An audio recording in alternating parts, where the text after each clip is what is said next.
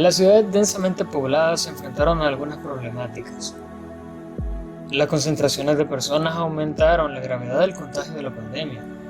El uso sobrecargado de los transportes colectivos, las filas largas para cualquier procedimiento diario, la alta afluencia en aceras y plazas durante horas pico, entre otras problemáticas de movilidad que en el día de hoy ya se tenían. Estas vinieron a formar un foco de contagio que empeoraron el problema en escalas insostenibles, obligando a las ciudades a cortar actividades y confinarse en una cuarentena casi total. Apenas dejaron de funcionar algunos servicios básicos. El diseño de algunas ciudades para darle protagonismo al automóvil ha sido otra de las problemáticas las cuales ha afectado en esta pandemia. El peligro que se corre al transitar por urbes donde es escasa o nula la consideración del uso de la bicicleta como medio de transporte o aceras que realmente brinden un espacio de movilidad correcto o funcional hacia las personas que la habitan o que la transitan, ha potenciado el inconveniente de movilidad ahora que se está comenzando a reactivar el desarrollo de las actividades económicas. Esto llevó a la necesidad de implementar medidas sanitarias nunca antes desarrolladas para poder volver a funcionar. ¿Cómo reducir a la mitad la capacidad de transporte público? Obviamente, esto duplicará el tiempo de movilización de los ciudadanos y se tendrá que adaptar el desarrollo laboral a este tipo de problemáticas, lo cual lleva a un déficit económico. Adaptar la enseñanza al método virtual. En muchos países del mundo aún continúa de esta manera y en buena parte esta medida agiliza el flujo urbano. El sector comercial también debe cambiar su metodología de distribución y de oferta para reducir el contacto social durante el desempeño de las labores logísticas. En el momento que se retomase de nuevo las actividades, se debería implementar un diseño de movilidad ciudadana que tome en cuenta la distancia social segura. Sería importante incentivar al uso de transporte opcional como el ciclismo o realizar más trayectos a pie, con el objetivo de evitar el hacinamiento del transporte colectivo.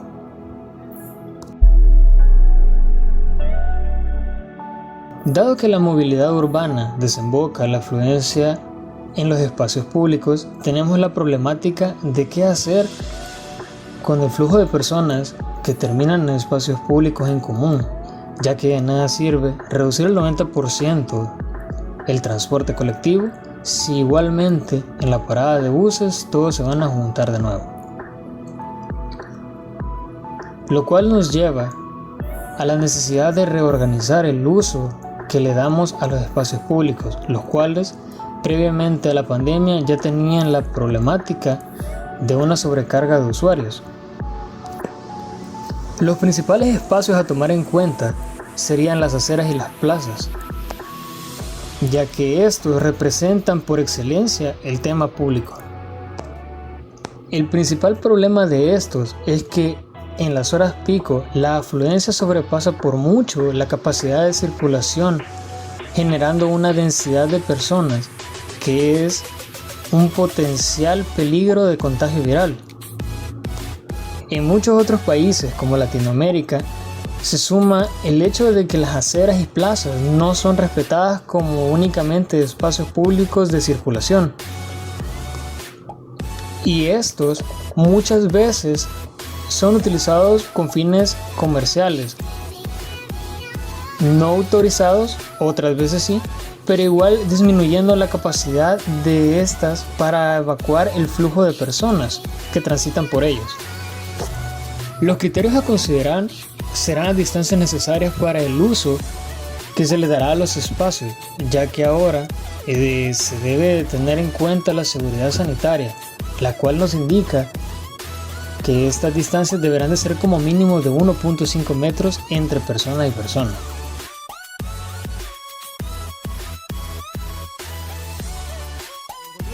Un plan con más de 200 medidas para preparar las ciudades y a los chilenos para cuando llegue el momento El eje principal es reasignar el espacio público.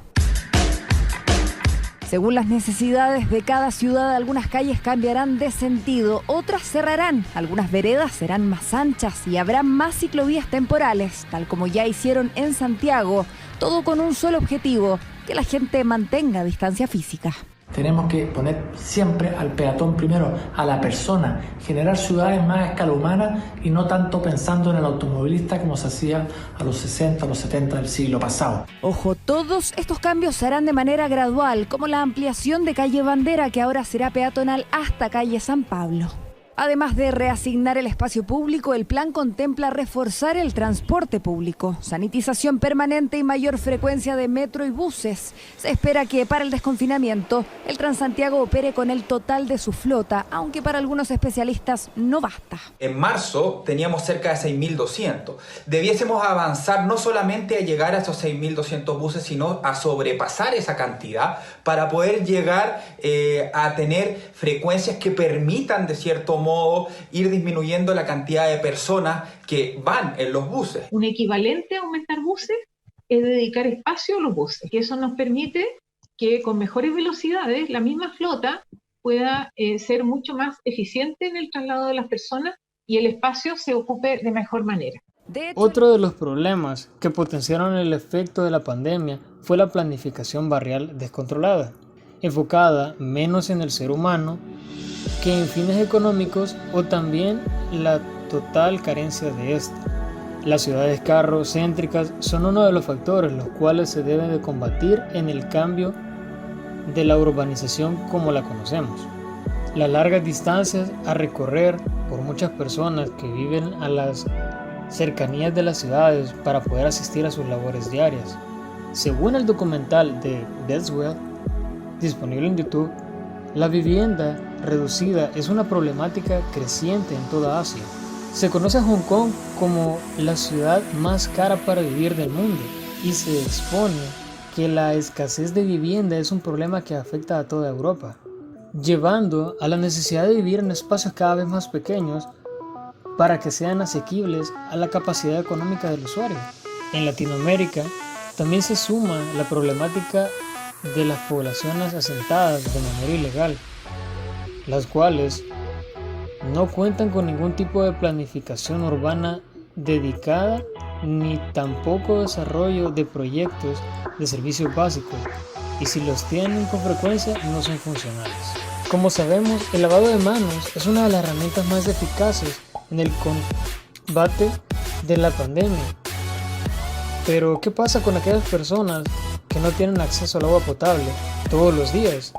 O aquellos que incluso las puertas de su vivienda están a menos de 3 metros de la del vecino, cuando sabemos que la distancia de riesgo es de 2 metros. También, debido a la distancia de seguridad, el diseño actual de las viviendas sociales generan un impacto negativo a la sociedad, dando que muchas familias que utilizan estas casas tienen un número de habitantes mayor al que se ha diseñado originalmente. Y la migración interna de lo rural a la ciudad, que también aumenta la densidad de esta. Esta configuración de distribución de vivienda debería de cambiarse y establecer criterios de diseño urbano que respondan a las necesidades no solo pandémicas, sino también sociocultural del ser humano, ya que en un principio no deberíamos de haber esperado que una catástrofe nos obligara a prestar atención al desarrollo sanitario de las comunidades. Ciudades policéntricas, por ejemplo, que aporten más opciones de desarrollo en distintos puntos y que no aglomeren en un solo centro urbano la mayor parte de fuentes de empleo, educación, salud y comercio. Eso también ayudará a poder poblar áreas que actualmente se consideran rurales y en desuso por considerarse lejanas a la convivencia de las urbes. Según David Governor explica para la revista virtual LA Network, que es la mejor opción apostarle a crear microeconomías para que éstas atraigan pobladores, y esto genera una densidad intermedia en la que hoy tenemos como muy alta. Sumado a esto, podría implementarse un sistema similar al hoy no se circula, que México realizó con las placas de los vehículos para que cierto número se quede en casa ese día. Hay actividades que cada empleado se puede realizar desde casa. Bien podría eliminarse los días de trabajo presencial de cada empleado y hacerlo de manera virtual, evitando que salga a formar parte del tráfico en horas pico de ese día, realizando su jornada normal en casa. Eso significa menos autos en la calle y menos personas abordando el mismo autobús, facilitando así el funcionamiento del sistema de circulación que ya se tenía previo a la pandemia, cuya falla por lo general no radicaba tanto en errores de concepción como la sobrecarga del usuario en horas de alto tráfico.